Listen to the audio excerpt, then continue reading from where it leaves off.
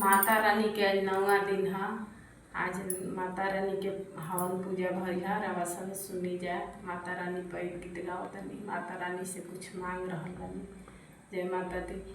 जय गुआड़िया मैया जय पिछुआड़वा हो कि जय बोलिहना मैया आदि बाबू पगड़िया हो कि जय बोलिहना मैया बड़का बाबू पगड़िया हो कि जय बोलिहना जय गुआड़िया मैया जय पिछुआड़िया हो कि जय बोलिहना मैया भीमा बाबू पगड़िया हो कि जय बोलिहना मैया हर्षराज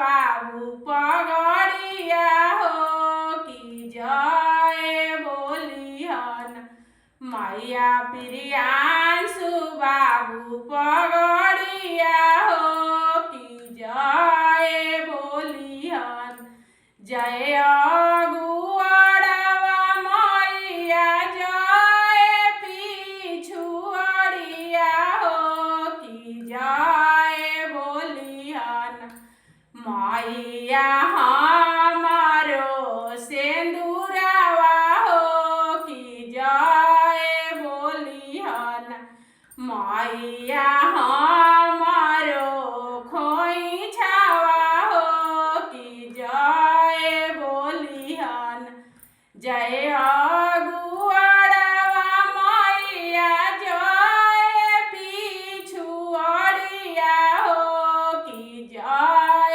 बोलिहना मैया हमारो महलिया हो कि जय बोलिहना मैया हमारो महलिया हो कि जय बोलिहना जय गुआड़वा मैया जय पिछुआड़िया हो कि जय बोलिहना मैया हमारो धियावा हो कि जय बोलिहना मैया हमारो भाई भतीजावा हो कि जय बोलिहना मैया साऊ से नागरिया हो